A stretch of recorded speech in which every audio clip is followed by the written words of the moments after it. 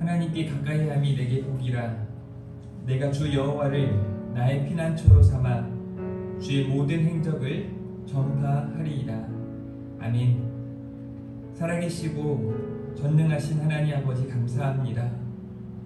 오늘도 우리 가운데 역사하셔서 우리 예배를 받으시고 우리로 하여금 하나님의 뜻과 하나님의 계획을 깨닫게 하실 줄 믿습니다.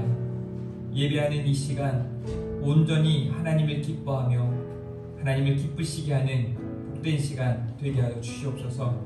사랑하는 귀한 우리 하나교회 성도님들 한 분 한 분을 찾아가 주시고 만져주시고 위로하시고 힘있게 하여 주시옵소서. 감사합니다. 예수님 이름으로 기도합니다. 아멘. 나의 기도하는 것보다 찬양 올려드리겠습니다.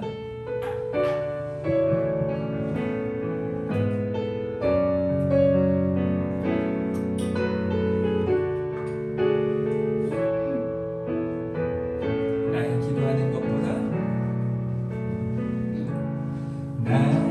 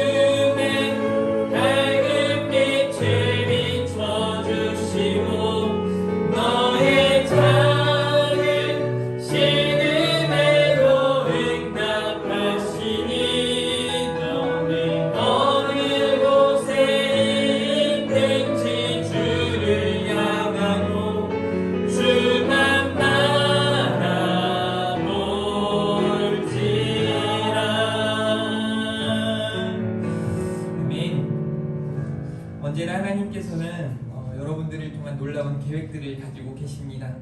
그분께서는 여러분들을 너무나 잘 알고 계시고 여러분들을 가장 깊이 이해하시는 분이십니다. 그분 앞에 이렇게 찬양 올려드리도록 하겠습니다. 하나님은 너를 만드신 분.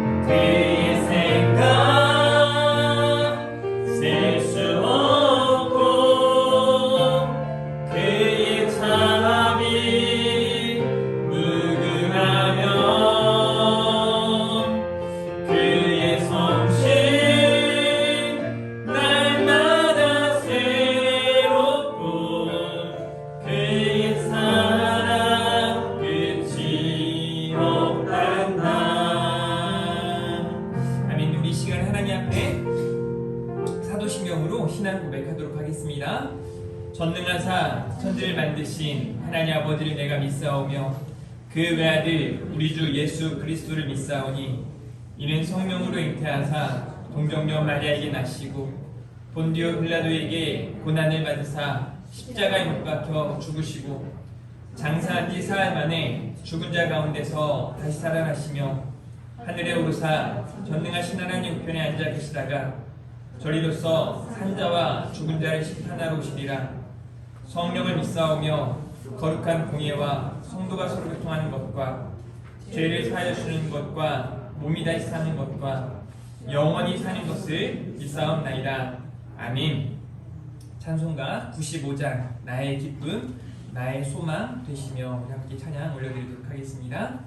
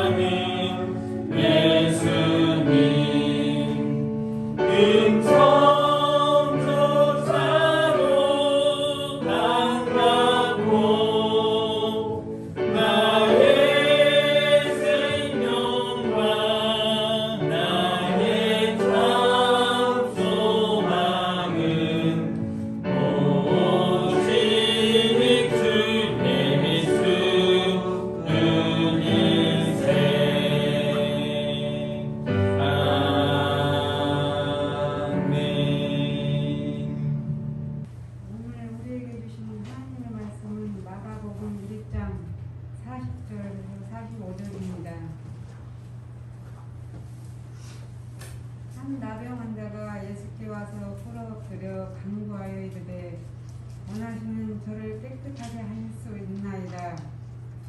예수께서 불쌍히 여기사 손을 내밀어 그에게 대시며 이르시되 내가 원하노니 깨끗함을 받으라 하시니 곧 나병이 그 사람에게서 떠나가고 깨끗하여지니라. 곧 보내시며 이미 엄히 경고하사 이르시되 삼가 아무에게 아무 말도 하지 말고 가서 내 몸을 제사장에게 보이고 내가 깨끗하게 되었으니 모세가 명한 것을 드려 그들에게 입증하라 하셨더라. 그러나 그 사람이 나가서 이 일을 많이 전파하여 널리 퍼지게 하니 그러므로 예수께서 다시는 드러나게 동네에 들어가지 못하시고 오직 바깥 한적한 곳에 계셨으나 사방에서 사람들이 그에게로 나오더라. 오늘 말씀을 통해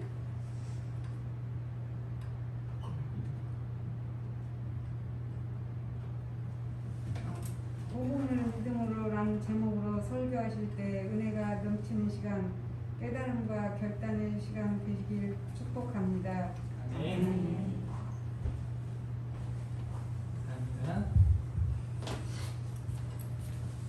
우리 인사 한번 하겠습니다. 잘 나오셨습니다. 네, 승리하셨습니다. 한 번 더 축복할까요? 잘 될 겁니다. 네, 여러분들의 앞날에 잘 되는 은혜가 함께 하시기를 주님의 이름으로 축복합니다. 오늘 말씀을 통해서 복음을 믿음으로 라는 제목으로 함께 말씀 나누도록 하겠습니다. 지난주에 우리는 복음의 확장이라는 제목으로 함께 말씀을 나누었습니다.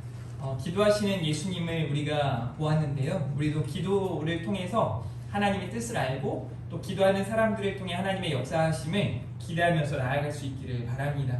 그리고 예수님을 따르는 자들과 찾는 자들의 모습을 보면서 예수님을 따르는 자들을 통하여 찾는 자들에게 예수님을 만나는 은혜의 역사가 있었음을 보았습니다. 또 전도하기 위해 오신 예수님도 전도하기 위해 오셨다라고 말씀을 하고 계세요. 그래서 우리가 전도자의 삶을 살아가는 것은 마땅한 일인 줄 믿습니다. 우리 제목 한번 따라해 볼까요? 복음을 믿음으로.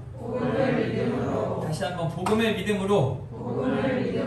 여러분들은 복음을 믿으십니까? 기독교는 믿음이 가장 중요합니다. 믿음이 있는 사람과 믿음이 없는 사람은 천지 차이예요. 믿음이 없는 사람은 망할 것이고 믿음이 있는 사람은 흥할 것입니다. 믿음이 있는 사람은 반드시 하나님 나라를 소유하게 될 것이고 믿음이 없는 사람은 하나님 나라가 아닌 지옥을 향해 나아가게 될 것을 여러분들이 기억하셨으면 좋겠습니다. 우리 오늘 또 다시 한번 이 말씀을 같이 한번 읽어보았으면 좋겠습니다. 로마서 1장 16절과 17절입니다. 시작! 내가 복음을 부끄러워하지 아니하노니 이 복음은 모든 믿는 자에게 구원을 주시는 하나님의 능력이 됨이라. 먼저는 유대인에게요 그리고 헬라인에게로다. 복음에는 하나님의 의가 나타나서 믿음으로 믿음에 이르게 하나니 기록된 바 오직 의는 믿음으로 말미암아 살리람과 같으니라. 아멘. 제가 만나는 사람들 중에 보면 예전에 신앙이 좋았다라는 이야기를 하시는 분들이 많이 있습니다.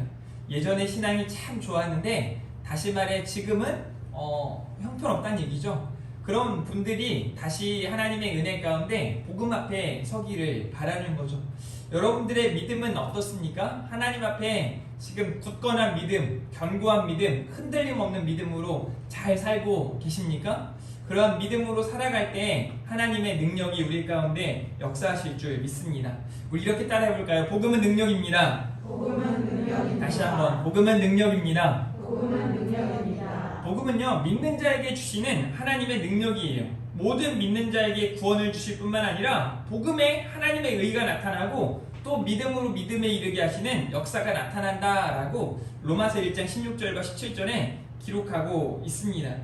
복음에 대한 분명한 믿음이 우리에게 있는가를 오늘 말씀을 통해 생각해 볼 뿐만 아니라 또 그런 믿음이 있다면 우리들의 삶을 통하여 하나님의 어떠한 역사가 나타나는지를 말씀을 통해 생각해 보기를 바랍니다. 첫 번째는요, 이런 믿음이 있으신가요? 라는 메시지를 나누었으면 좋겠습니다.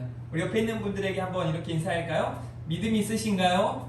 네, 그럼 당연히 아멘 해야죠. 네, 있으시죠? 네, 믿음이 있는 여러분들인 줄 믿습니다. 오늘 마가복음 1장 40절 말씀을 보니까 한 나병 환자가 예수께 와서 꿇어 엎드려 간구하여 이르되 원하시면 저를 깨끗하게 하실 수 있나이다. 이런 믿음이 있냐는 거예요. 여기 한 나병 환자가 등장을 하죠. 누가복음에서는요, 이 한 나병 환자에 대하여 5장 12절에 이렇게 말해요. 온 몸에 나병이 들린 사람이다. 무슨 의미일까요? 온 몸에 나병이 들렸다라는 건 보통 일이 아니에요. 이 사람의 상황을 한번 우리가 생각해 볼까요? 어땠을까요? 막 기쁨과 감사가 넘쳤을까요? 온몸에 나병이 든 이 사람, 당시에 이 나병에 대하여 많은 사람들이 또 대부분의 사람들이 부정하다라고 말할 뿐만 아니라 그 사람을 멀리했어요. 왜요? 그 사람하고 가까이 해도 부정하기 때문에 그래요. 그래서 죄인 취급 당했을 뿐만 아니라 소외되었고 그 사람의 삶은 절망이었어요. 어쩌면 온몸에 나병이 들린 사람이라는 표현 자체는 절망의 끝자락에 선 사람이라고 해도 과언이 아닙니다. 자, 그 사람에게 예수님의 소문이 들려졌고 예수님이 오신다는 이야기가 들려진 겁니다. 주님이 가시는 곳에 이 사람이 찾아 나아가는 거죠. 이 나병 환자가 온몸에 나병 들린 사람이 어떤 믿음을 보이냐면 이렇게 말하고 있는 거예요. 다시 한번 읽어볼까요? 우리 말씀을 40절입니다. 시작. 한 나병 환자가 예수께 와서 꿇어 엎드려 간구하여 이르되 원하시면 저를 깨끗하게 하실 수 있나이다. 예수님 앞에 와서 꿇었다는 거예요. 무릎을 꿇은 거죠. 엎드렸다는 거예요. 바짝 엎드렸을 겁니다. 왜요? 너무 절실하거든요. 너무 간절하거든요. 그리고 그 주님을 향해 이렇게 말하고 있어요. 원하시면, 다시 말해 주님이 뜻하시면, 주님이 원하시면 이렇게 말해요. 저를, 온몸에 나병이 든 저를, 몸만이 아니라 이제 마음의 병까지 많은 사람들에게 소외되고 또 절망 가운데 있는 나를 깨끗하게 하실 수 있나이다 라는 믿음을 갖고 있단 말이에요. 이 믿음이 얼마나 대단한 믿음인가. 사람들이요 이렇게 이야기할 때가 있어요. 그냥 하나님이 우리를 구원하실 줄 믿으십니까? 그 사실보다 더 놀라운 일이 없거든요. 그런데 그 사실 앞에는 이렇게 말해요. 대부분의 사람들이 믿습니다. 저를 구원하실 거라고 믿어요. 그런데 이제 어느 날 본인이 심각한 질병에 걸리거나 어떤 내가 극복할 수 없는 그 난관에 부딪혔을 때 이걸 넘어설 믿음이 있냐는 질문 앞에는 저에게는 그만한 믿음이 없어요. 이렇게 말할 때가 너무 많아요. 성경의 학자들이요, 이제 지금의 치유 사건들에 대하여 어떻게 이야기를 하고 있는지 아세요? 여러분들은 또 어떻게 생각하는지 모르겠어요. 치유. 지금의 놀라운 그 치유 사건들이 나타났을 때 우리의 반응이요, 또 우리의 믿음이요. 이것을 신학자들은 크게 세 가지로 나누어서 이야기를 하더라고요. 첫 번째는요, 과학적이고 의학적인 수단으로 고침받는 것만 믿고 그 이외의 일들은 믿지 않는 거예요. 그래서 의학적이나 과학적으로 몸을 고치는 거고 종교는 영혼의 아픔 그런 것들을 치료하는 곳이다 라고 딱 단정 짓고 그렇게 살아가는 사람들이 참 많은 거죠. 여기 안에도 그런 분들이 있을 수 있어요. 아니 아프면 그냥 병원에 가면 되지, 아프면 굳이 목사님한테 가서 기도를 받아야 해? 뭐 이렇게 해야 해? 기도해야 해? 라고 생각하는 사람들이 있어요. 정말 그래요. 또 어떤 사람들은 이제 이렇게 생각해요. 죄에 대하여 이 질병에 대하여 죄 문제다 라고 치부해버리고, 그래서 목회자는 그 사람을 치유할 능력이 있는 게 아니라 그 사람이 죄를 지었기 때문에 회개함으로 인도하는 데까지만 목회자가 할 수 있고, 이 죄에 대하여 그 사람이 회개할 때 그런 나음을 하나님이 허락하실 거다라고 이야기하는 사람. 그래서 그 방법에는 의학적이든 과학적이든 그런 방법들을 사용한다라고 하는 사람들이 또 많아요. 세 번째로는요, 이제는 그 교회 안에서 이제 사도행전에 나타난 그 놀라운 이적, 오늘 본문에 나타난 나병 환자의 치유 사건 등 이런 놀라운 기적들은 나타나지 않는다는 거예요. 중단된 기적이라고 말해요. 이 부분, 여기에 우리 교단이 대부분이 이렇게 생각을 해요. 이제는 더 이상의 그런 기적적인 일이 필요 없다. 방언에 대해서도 마찬가지죠. 이제는 방언이 그쳤다.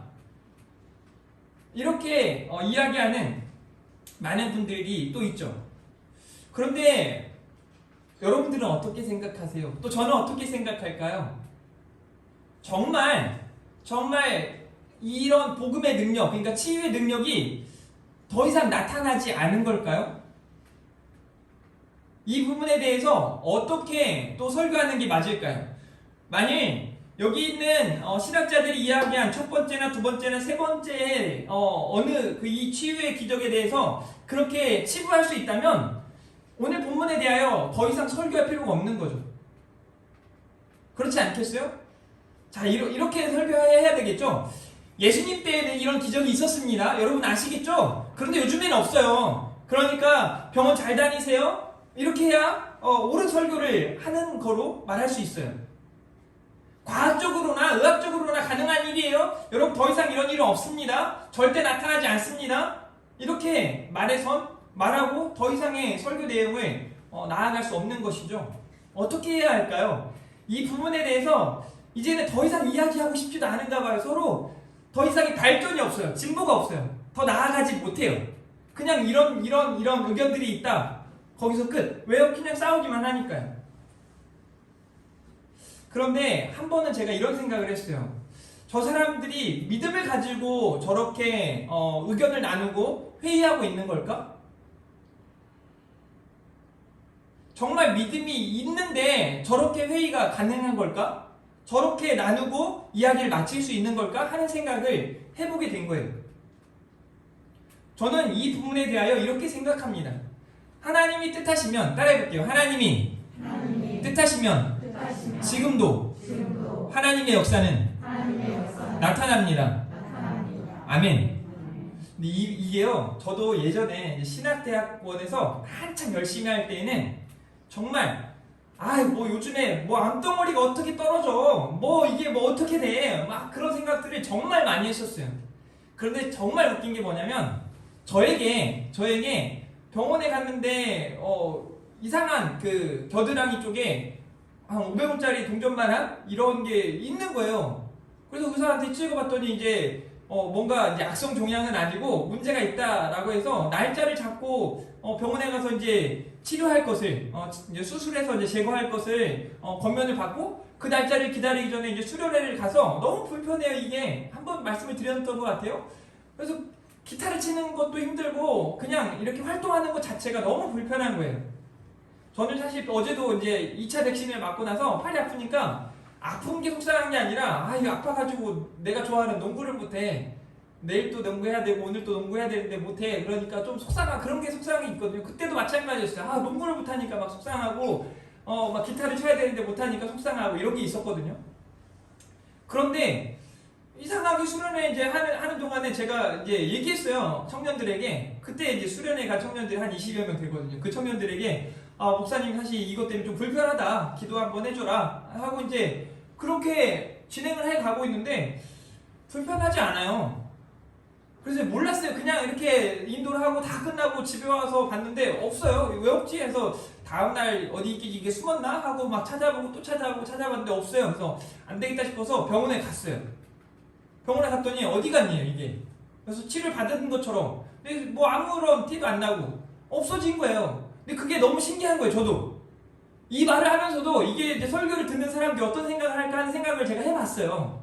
뭐예요 목사님 지금 그런 일이 있다고요? 아까 첫 번째, 두 번째, 세 번째에 해당하는 사람들은 저거 가짜네 저거 가짜 뭐 이렇게 생각할지 모르겠는데 이게 정작 저에게 나타나니까 뭐 암덩어리가 아니었고 아주 심각한 질병은 아니었지만 굉장히 불편하던 게 내 눈에 보이던 게 내가 만져지던 게 이게 의학적으로 의사가 보고 진단까지 내려서 제가 그 진단서도 가지고 있고 소견서도 가지고 있었어요.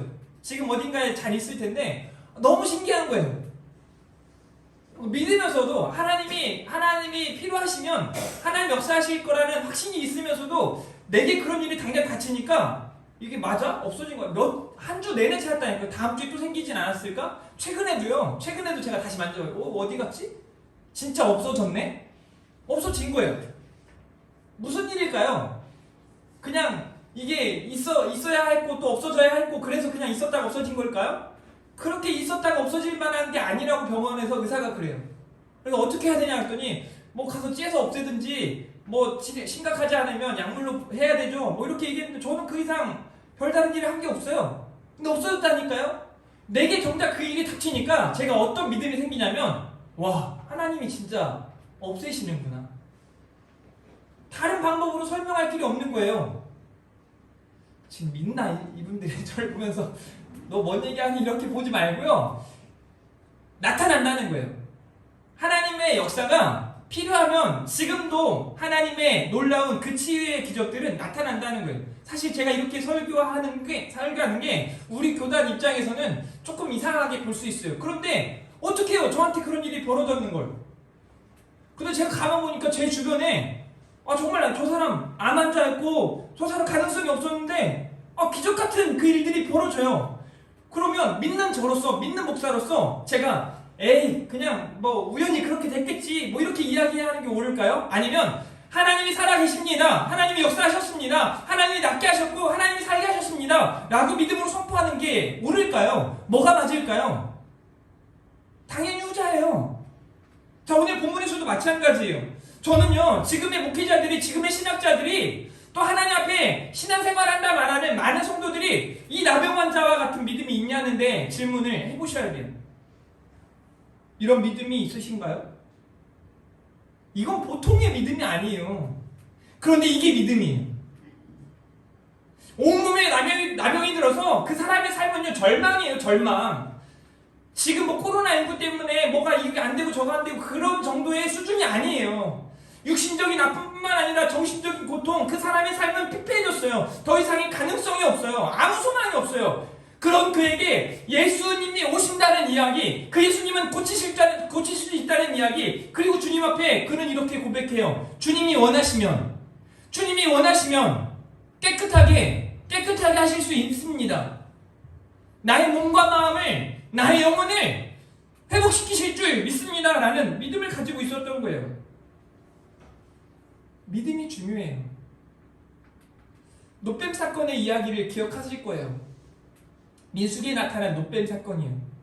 원망과 불평 가운데 나아가는 그들에게 하나님은 불뱀을 보내셨어요. 물린 자마다 죽게 하셨어요. 물린 사람들이 실제로 죽어나가요. 그런데 모세의 간구, 그 기도를 들으시고 하나님께서 노뱀을 달아 장대 위에 달라는 거예요. 그리고 너무 쉬워요. 그 노뱀을 쳐다보면 뭐래요? 산다는 거예요. 안 쳐다보면 어떻게 된다는 거예요? 못 산다는 거예요. 아주 간단해요. 예수님을 믿으면 살고 믿지 않으면 죽는다는 이야기예요. 믿으면 되고 안 믿으면 안 된다는 이야기죠. 복음은 그래요. 그래서 복음은요, 따라해볼까요? 복음은 모든 믿는 자에게 구원을 주시는 하나님의 능력입니다. 복음은 믿는 자에게 구원을 주시는 하나님의 능력이에요. 다시 말해, 믿지 않는 자에게는 능력이 나타나지 않아요. 안 믿는데 하나님의 능력이 나타나지 않죠. 믿는 자에게 구원을 주시는 하나님의 능력인 복음, 그 복음을 믿는 믿음이 저와 여러분에게 아주 굳건하게 자리할 수 있기를 주님의 이름으로 축복합니다. 그런 믿음 가지고 사세요. 믿음이 중요하다는 이야기를 하고 있는 거예요. 두 번째로는요, 하나님의 사랑과 긍휼에 대한 이해가 필요해요. 우리 주님을 통해 나타나신 하나님의 사랑과 그 긍휼이요. 보세요. 41절에 예수께서 불쌍히 여기사, 긍휼이에요. 그 나병 환자를 불쌍히 여기세요. 왜 그런지 아세요? 아니까 그래요. 그 나병 환자가 얼마나 힘들었는지, 얼마나 속상했는지 아니까 그래요. 여러분, 동병상련이라고 아세요? 그러니까 같이 아파봐야 아픈 사람의 마음을 이해하는 거죠. 안 아픈 사람들은 제대로 이해가 안 돼요. 얼마나 힘들지, 얼마나 고통스러운지 잘 모르는 거예요. 그래서 아무리 위로하려 해도 위로가 잘 되지 않죠. 그런데 같은 상황에 놓인 사람이 위로를 할 때 위로가 되는 거예요. 그런데요, 그 모든 것을 다 하시는 우리 주님께서 그 나병 환자에 대하여 많은 사람들과 달라요. 거기에 많은 가르침을 주러 왔던 서기관들과 바리새인들과 달라요. 그 믿는다고 말하면서 그냥 그렇게 하나님 앞에 떵떵거리며 살아왔던 사람들과 달라요. 우리 주님께서는요, 그 나병 환자를 보면서 온몸에 나병이 들린 그 사람을 보면서 많은 사람들을 회피하고 그 사람을 멸시하고 천대하고 그 사람을 소외시켰지만 우리 주님께서는요, 그 사람을요, 주님 원하시면 깨끗하게 하실 수 있습니다 라고 말하는 그 사람을요, 우리 주님은요 불쌍히 여기시는 거예요. 아시니까요. 너 정말 힘들었겠다. 너 정말 아팠겠다. 너 지금도 힘들지. 그런데 그런 믿음이 있는 걸 보시는 거예요. 그리고 주님께서요, 지체 없으세요. 불쌍히 여기사, 그 다음이요, 손을 내밀어 그에게 대시며. 이게 그냥 지나칠 수 있는 문제인데요, 그게 아니에요. 주님이 손을 내밀어 그 사람에게 손을 대셨다? 이건요, 당시 율법적으로 말도 안 되는 일이에요. 부정해질 수밖에 없는 일이에요. 그런데 우리 주님은요, 지체 없이 그 사람을 향하여 손을 내미시고 그 사람을 만지시는 거예요. 왜요? 고치시는 거예요. 낫게 하시는 거예요. 놀라운 역사를 허락하시는 거예요. 그리고 우리 주님을 통해 그 온몸에 나병 들린 사람은 복음을 경험하는 거죠. 복음은 이런 거거든요. 믿는 자에게 구원을 주시는 하나님의 능력이요. 예수님께서 그에게 이렇게 말씀하세요. 그래, 내가 원하노니 깨끗함을 받으라 하시니, 하나님이신 예수 그리스도께서 그를 불쌍히 여기시고 그를 만지시며 말씀하세요. 너가 믿음이 있으니 깨끗하여 지리라 라고 말씀하시는 거예요. 42절 같이 읽어볼까요? 42절입니다. 시작. 곧 나병이 그 사람에게서 떠나고 회개하였으나. 아멘. 여러분 믿으세요? 그러니까 아까 1번, 2번, 3번은 이 사실에 대하여 지금은 이런 일이 안 나타난다라고 믿는 거죠. 뭔가 믿음에 문제가 있는 거예요.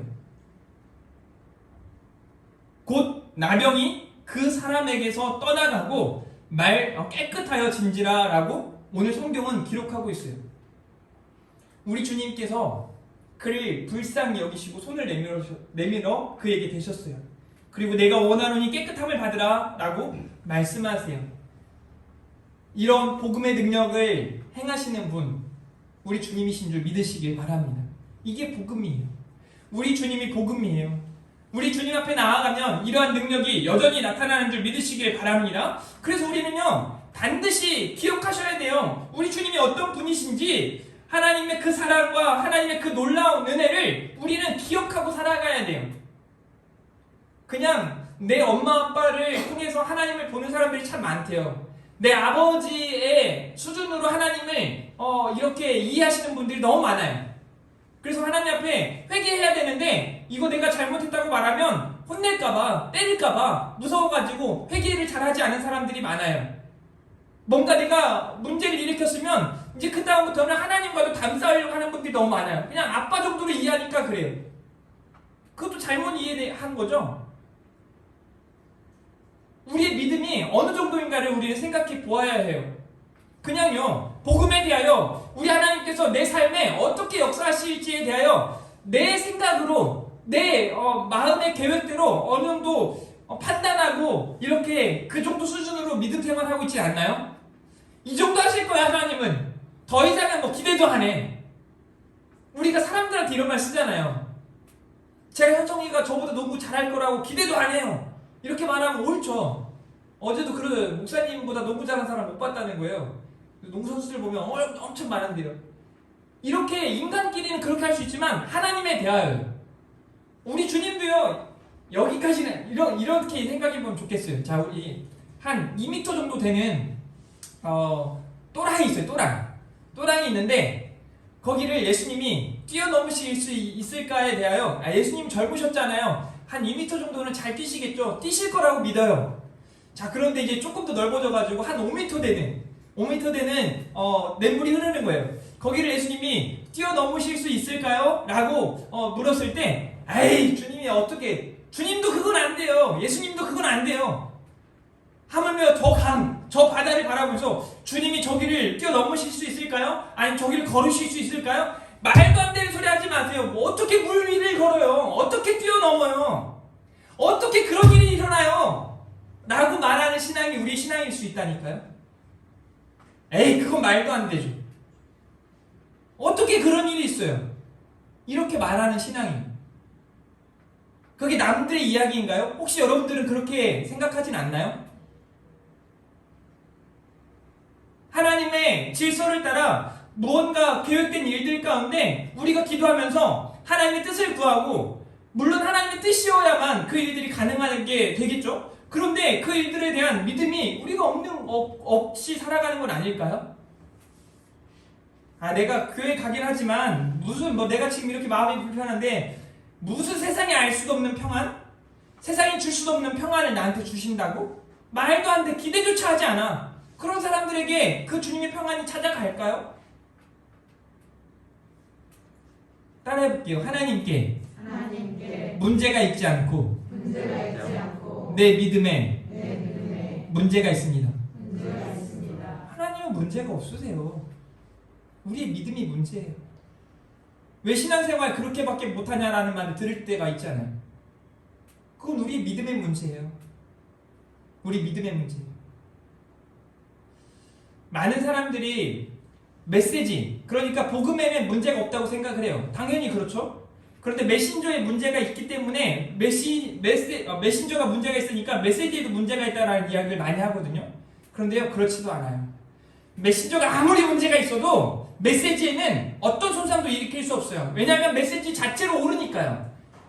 그러니 여러분들이 신앙생활하면서 자꾸 사람에게, 그 메신저에게 주목하려고 하지 마세요. 저한테 주목하지 마세요. 저를 통해 전해지는 메시지에 주목하시면 돼요. 그래서 자꾸 막 설교를 들으면서 저 사람은 거짓말을 잘하나? 저 사람은 뭘 잘하나? 저 사람은 뭘 못하지? 저 사람은 이렇지? 저렇지? 하고 자꾸 저에 대해서 평가하고 판단하려고 하지 말라고요. 저를 통해 전해지는 그 메시지에 귀를 기울이시는 거예요. 그 메시지는 옳으시니까요. 그 메시지가 정답이니까요. 그 메시지는 틀림이 없어요. 그 메시지는 능력이 있어요.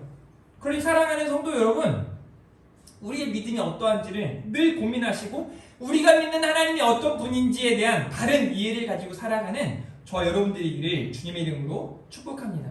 세 번째로는요, 주님께서 그에게 하시는 이야기, 또 그가 했던 행동이 어떻게 보면 되게 왜 이렇게 했을까 하는 생각도 들지만 당연히 그렇게밖에 될 수 없을 거라는 생각을 할 수밖에 없어요. 보세요. 예수님께서요, 그 나병 환자, 치유함을 받은 나병 환자에게 말씀을 하세요. 이렇게 말하시죠. 곧 보내시며 뭐라고 말씀하세요? 엄히 경고하사. 이게 그냥 너 나 때문에 나음 입었다고 그냥 말해도 되는데 말하지 않았으면 좋겠다. 뭐 이 정도 수준이 아니에요. 말하지 말라는 거예요. 그 의도가 뭐예요? 주님이 아직 그 사람들에게 더 놀라운 일들을 행하시고 그 복음에 대한 확증을 주시기 위한 그런 계획들이 있으시겠죠. 그렇게 그 사람에게 엄히 경고하세요. 주님이 왜 엄히 경고하셨지? 이건 주님이 틀리셨어. 그럼 안 되지 라고 생각하면 안 돼요. 주님은 옳으시다니까요. 주님이 경고한 게 맞아요. 그렇게 경고를 하시고 난 다음에 그에게 말씀하세요. 삼가 아무에게도 보이지 말고 어떻게 하라고 말씀하세요? 말도 하지 말고 가서 내 몸을 제사장에게 보이고 내가 깨끗하게 되었으니 모세가 명한 것을 그들에게 입증하라 하셨더라. 당시 모세의 율법을 지켜라 라고 말씀을 하시는 거예요. 그리고 진짜 자유함을 인정받고 그 자유함을 얻고 살아가라 라고 말씀을 하시는 거예요. 그런데 이 사람이 말을 들어야 말이죠. 엄히 경고하셨는데도 불구하고 제사장들에게 보여서 입증하라고 말씀하셨는데도 불구하고 이 사람은요 막 가면서부터 신이 난 거죠. 왜? 몸이 깨끗해졌거든요. 이 사람 자체가 그 복음의 능력을 경험한 사람 아닙니까? 누가 봐도 저 사람은 온몸에 나병 들린 사람이었는데 이제는 깨끗한 사람이 된 거예요. 예전 성경에는 여전하여졌더라 라고 말하거든요. 깨끗한 사람으로 살아가는 거예요. 놀랄 수밖에 없는 거예요. 그 사람이 45절 그러나 주님이 엄히 경고하셨지만 그 사람이 나가서 이 일을 많이 전파하여 널리 퍼지게 하니 그냥 갈 때부터 막 이제 제가 나음을 입었어요. 당연히 그렇지 않겠어요? 엄청난 복음의 능력을 경험했거든요. 자랑할 수밖에 없어요. 널리 퍼지게 하니 그러므로 예수께서 다시는 드러나게 동네에 들어가지 못하시고 그 사람이 그렇게 해놓으니까 막 많은 인파들이 몰려오고 하니까 예수님이 복음을 전하는데 지장이 있었던 거예요. 그러니까 그렇게 엄히 경고하셨는데 말을 안 들었어요. 그런데 주님이 취하신 행동 보세요. 오직 바깥 한적한 곳에 계셨으나 주님이요 그래 너네가 이제 나를 안 하니 다 나한테 와라 내가 다 고쳐줄게 이렇게 하시는 게 아니에요. 막 자랑 삼아서 당시의 슈퍼맨처럼 영웅이 되려 하셨던 분이 아니세요. 우리 주님은 온전히 하나님의 뜻을 이루시기 위하여 오신 분이시기 때문에 거기에서 영웅 노릇 하신 게 아니에요. 바깥 한적한 곳에 계셨으나 그곳을 향해 나아가시는 거예요. 그곳에서 많은 사람들이 사방에서 사람들이 그에게로 나오는 모습을 우리가 볼 수 있는 거죠. 주님의 경고와 전파된 복음의 내용을 우리가 보고 있는 거예요. 많이 전파하고 널리 퍼지게 되었다는 거예요. 사방에서 사람들이 주님 앞에 나와요. 저는요 여기에서 어떤 생각을 가졌냐면 복음의 위력을 경험한 우리들을 통해서 이러한 능력이 이러한 은혜가 막 충만하게 나타났으면 좋겠다는 거예요. 다시 말해서 아까 복음을 부끄러워하지 아니하노니 이 복음은 모든 믿는 자에게 구원을 주시는 하나님의 능력이 된다는 것을 이런 믿음이 있습니까? 라는 내용을 통해서 함께 보았어요. 복음 능력이거든요. 그러면서 복음에는 하나님의 의가 나타나서 여기요 믿음으로 믿음에 이르게 하나님 여기요 저는 믿음 가진 여러분들을 통해서 믿음으로 이르게 하는 역사가 나타나기를 주님의 이름으로 축복합니다. 믿음으로 믿음에 이르게 하는 역사요. 왜 그런 역사가 나타나지 않는가? 문제는 복음에 있지 않고 나에게 있어요. 나에게. 여러분에게 아까 질문 드렸던 이런 믿음이 있습니까? 라는 그 질문 앞에 아멘. 아멘. 저에게도 그런 믿음이 있습니다. 그런 믿음을 저에게 주십시오. 하나님 앞에 간구하고 하나님 앞에 믿음으로 서는. 그래서 기도를 할 때 우리가 하나님 앞에 어쩌면 더 절실하게 기도해야 할 기도 제목 한 가지가 있어요. 하나님, 내게 믿음을 주십시오.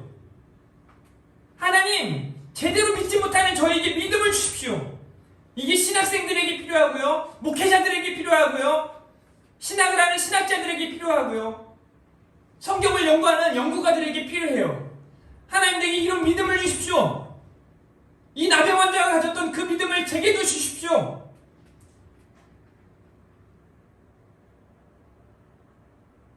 그 믿음을 가지고 믿음의 역사가 나타난다는 걸 우리가 명심하셨으면 좋겠습니다. 오늘 우리가 세 가지 말씀 함께 나누었습니다. 복음을 믿음으로 라는 제목을 통해서 우리가 함께 나눈 말씀 중에 첫 번째 질문을 해보셔야 되는 거예요. 이런 믿음이 있으신가요? 나병 환자와 같은 믿음? 정말 우리가 그 상황이라면 이런 믿음을 소유할 수 있을까? 이런 믿음을 나타낼 수 있을까? 질문해 보셔야 돼요. 여러분의 있는 자리에서 믿음 가지고 살아가는가를 질문해 보셔야 돼요. 내가 어떤 문제 앞에, 어떤 선택 앞에 믿음 가지고 선택하고 결정하는 것이 아니라 믿음 없이 선택하고 결정하는 모습을 많이 보이고 있진 않은지.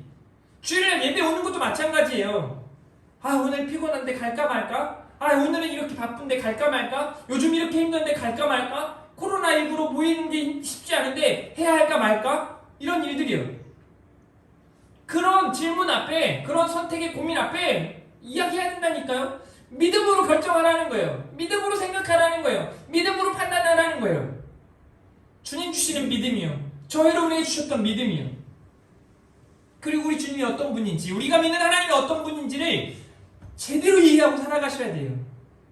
하나님의 사랑과 공의에 대해서 우리가 말을 하죠. 그 공의를 이야기하면서 하나님은 무서운 분이라고 이해할 수 있는데요, 아니에요. 지극히 하나님이 사랑하셔서 그 공의를 우리 가운데 나타나시는 거예요. 사랑을 기반으로 해서 그 공의가 완전히 세워진다는 걸 기억하셨으면 좋겠어요. 우리 주님께서 경고하시고 그 복음이 전파되는 내용을 우리가 함께 살펴보았어요. 믿음으로 믿음에 이르게 하는 역사예요. 사랑하는 우리 하나님의 성도님들을 통해서 믿음으로 믿음에 이르게 하는 놀라운 역사가 충만하게 나타나시기를 주님의 이름으로 축복합니다. 오늘 말씀 생각하면서 또 준비된 예물을 드릴 텐데요, 이 찬양 함께 불렀으면 좋겠습니다. 나의 피난처 예수 의지예요. 우리 한 나병 환자가 가졌던, 온몸에 나병 들었던 그 사람이 가졌던 그 믿음을 생각하면서 이 찬양 함께 올려드렸으면 좋겠습니다.